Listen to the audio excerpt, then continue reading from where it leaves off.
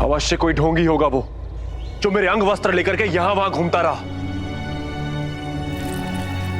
नहीं स्वामी, ढोंगी नहीं, स्वयं शिव थे वो।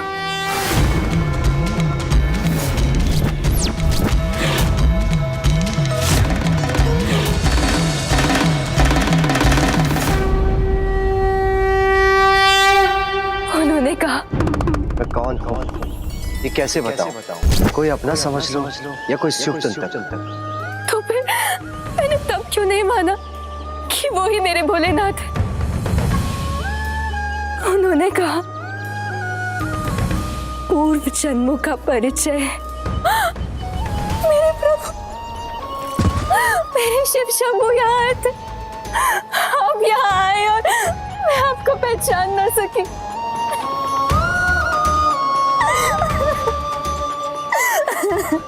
शांत हो जाओ नीला, शांत हो जाओ। ये सब मत सोचो, वो तो केवल एक मंदिर का पुजारी था।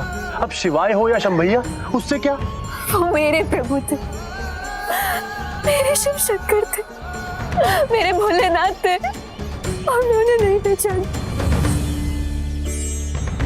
इतने दिव्य थे, ऐसी अनूठी आभा थी उनकी, ऐसी चमक देखकर भी मैं चूक कैसे गई? पहचान क्यों ना सकी मैं अपने प्रभु को?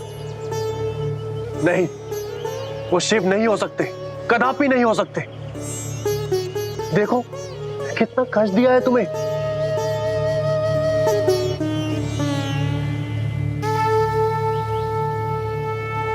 वो मेरे शिव थे, मेरे शिव।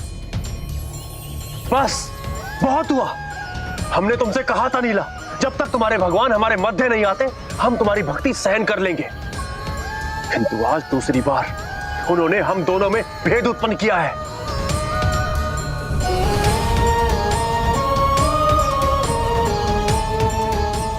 आज हम इस भगवान को हमारे बीच में से सदा के लिए हटा देंगे।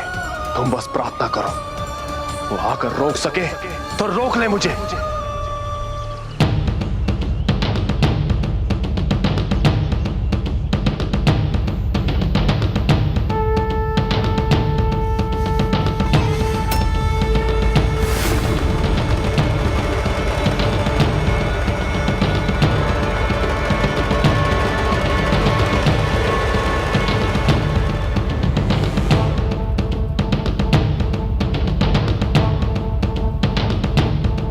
ये तो कभी भी मंदिर में प्रवेश नहीं करता था, और ये इतने क्रोध में क्यों आया है यहाँ?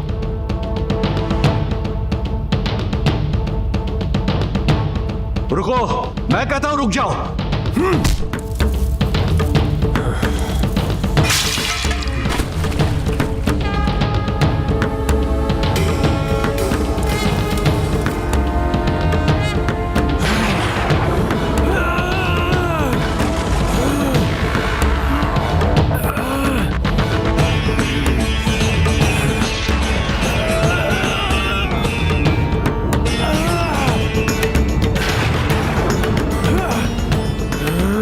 पूजा करने नहीं, अपितु प्रभु को यहाँ से हटाने के लिए आया है।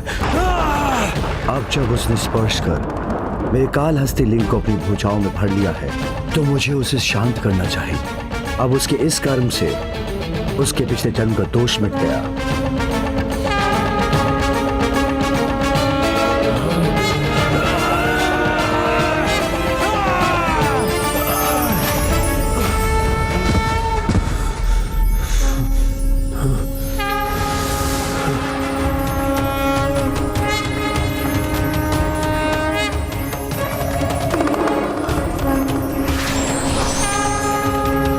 नेत्र खोलकर मुझे दर्शन देकर प्रभु, आपने बहुत बड़ी कृपा की है मुझ पर।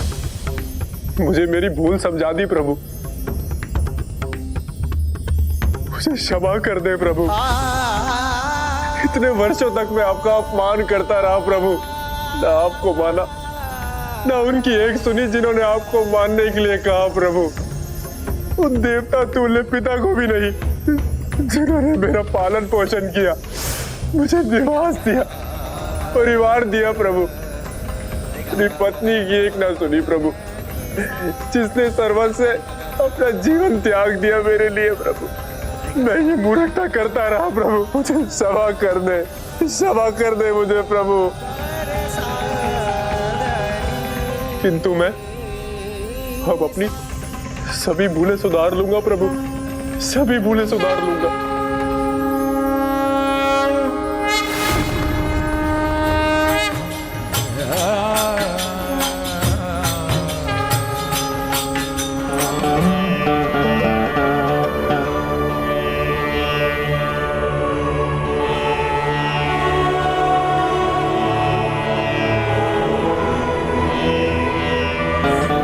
स्वामी, आप जगत के स्वामी के सामने झुके, मेरा जीवन सफल हो गया। नीला की सच्ची भक्ति थिन्ना को उचित मार्ग पर ले आई।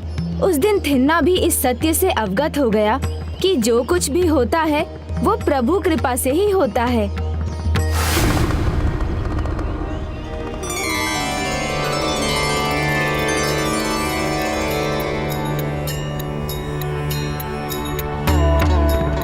व्रत आरंभ करने के लिए जल में तिल डालकर भोर में ही उस जल से स्नान करना चाहिए। फिर गणेश और गौरी शंकर को साक्षी मानकर रक्षा धागे को उनके चारों ओर गांठ बांधकर अपनी इच्छा व्यक्त करनी होगी।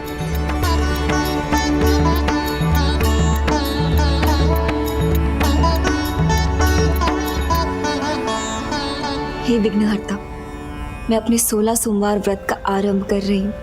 मुझे आशीष दीजिए, मैं इसे निर्विघ्न पूर्ण कर सकूं। हे गणेश गौरी शंकर, मेरी एक ही इच्छा है, मुझे भी वैसा ही परिवार मिले जैसा आपका है। ओम गण गणपते नमः। ये तो नीला के साथ का ही परिणाम था जो थिन्ना को प्रभु के दर्शन मिले। उनकी इस कथा से हमें ये सीख मिलती है कि उचित जीवन साथी का साथ मिलने से जीवन में हमेशा सकारात्मक परिवर्तन ही आते हैं।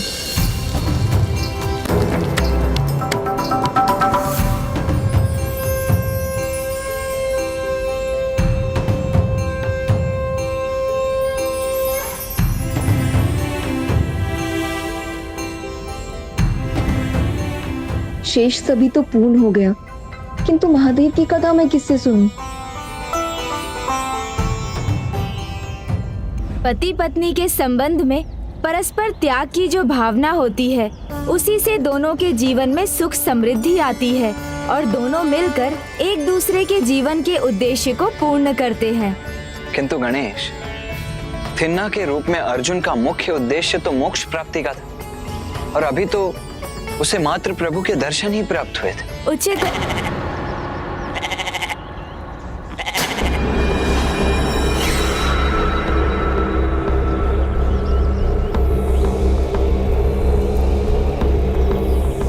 अब हम क्या करें? आपने तो कहा था अंतिम आहुति हमारी होनी चाहिए।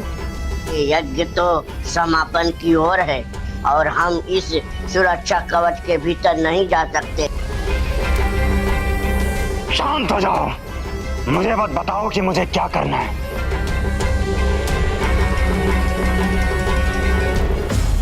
ये सुरक्षा कवच असुरों के लिए है, किंतु किसी निर्दोष निरीह पशु के लिए नहीं। तो हम नहीं, किंतु ये आज तो वहां जा सकता है।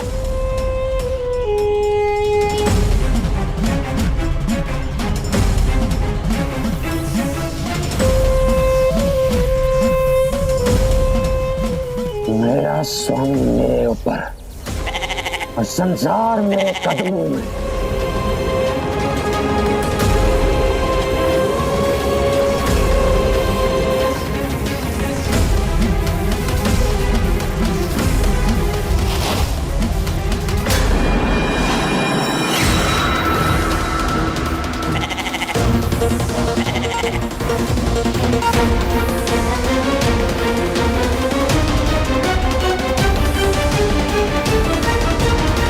गणेश, हमारे पास समय अधिक नहीं है। हमें सूर्यास्त के पूर्व श्रीकालहस्ती में संध्या बंदन भी करना है, इसीलिए शीघ्र ही अपनी ये कथा पूर्ण करो। हाँ भ्राता, समय नहीं है, भाखन अपनी अगली चाल चल चुका है, इसलिए मुझे कथा शीघ्र समाप्त करनी होगी, जिससे आप श्रीकालहस्ती से वायु तत्व प्राप्त कर सकें और भाखन द्वारा उत्पन्न इस संकट का सफलतापूर्वक सामना कर सकें।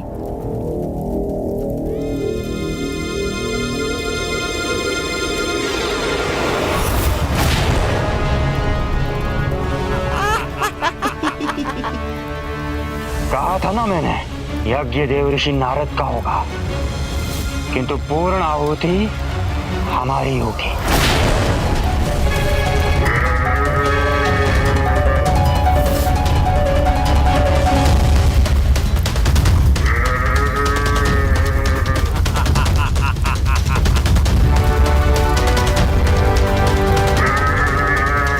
नारायण नारायण। अशुभ, अनर्थ, मेरे महायज्ञ का ये परिणाम सर्वथा अनुचित है। भाखन की चाल उचित अनुचित का भेद मिटा देती है, सदा सफल ही होती है। संसार मेरे पांव तले।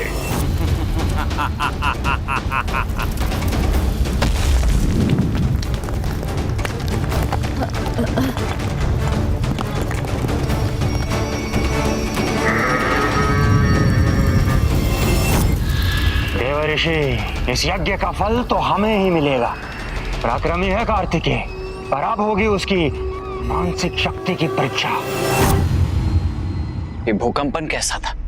स्वामीनाथा, अवश्य कोई संकट ही है, जिसे ढूंढकर हमें उसे मिटाना ही होगा।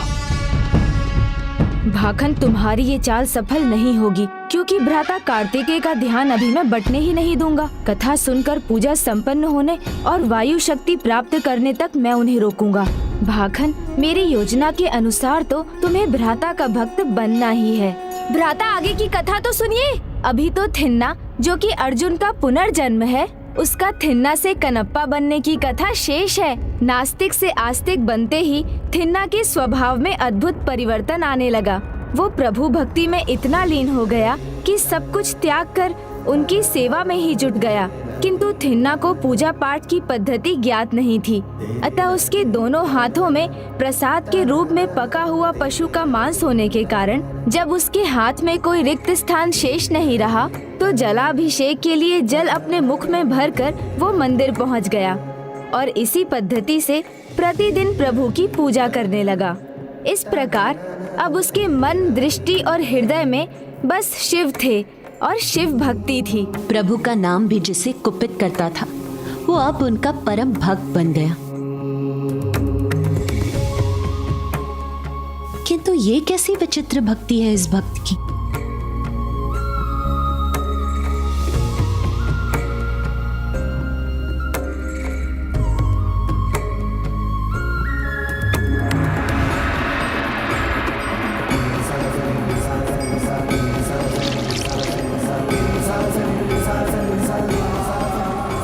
ओम शिवाय शंभु शंभु।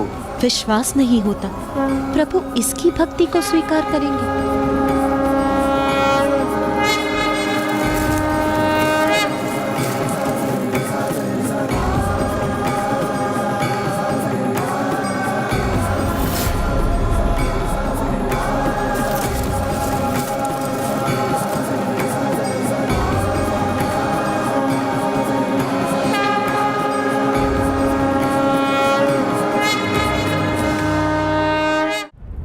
शिवाय शंभु, आप देख क्या रहे हैं प्रभु? नीला कहती है, भक्त जो लाता है भगवान उसे प्रेम से ग्रहण कर लेते हैं। प्रभु, सभी आपको बेलपत्र, फूल, फल आदि ही देते हैं, तो मैंने सोचा कुछ तो स्वादिष्ट आहार बनाऊं आपके लिए। जय शंभु।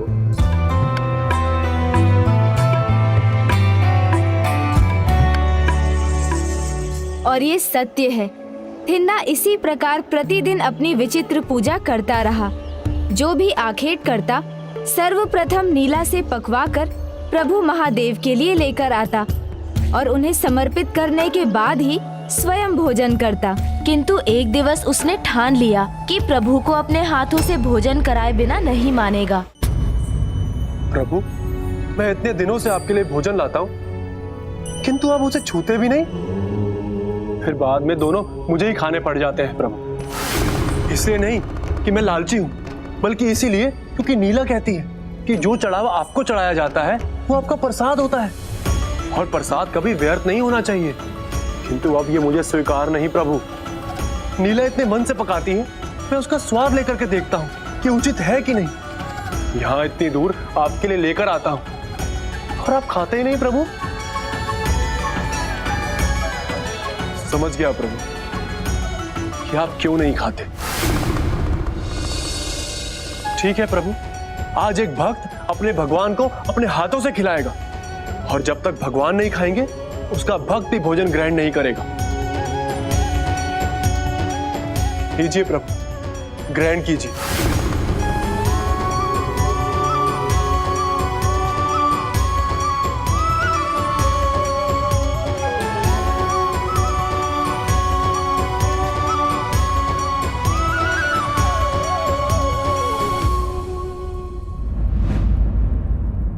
आप आते क्यों नहीं प्रभु? और कितनी परीक्षा लेंगे मेरी? और ये तो आपको भी पता है प्रभु कि मैं भूखा नहीं रह सकता। तो इस तरह अपने भक्त को मत सताइए प्रभु। आ जाइए प्रभु, आ जाइए। कब तक भूखा रखेंगे मुझे?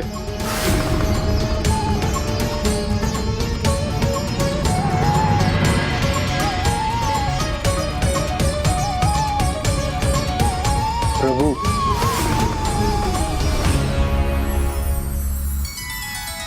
आप भी अपने भक्त के समान हठी लगते हैं, तो करिए हट। अपने भक्त को जन्म जन्मांतर तक भूखा रखना चाहते हैं ना, तो रखिए प्रभु। तो मैं भी इसी प्रकार हट करूंगा, यहीं बैठा रहूंगा।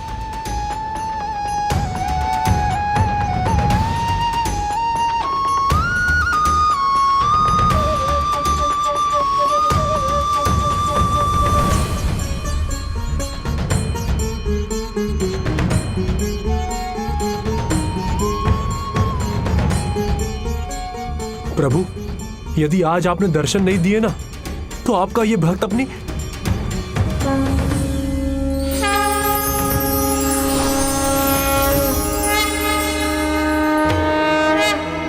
प्रभु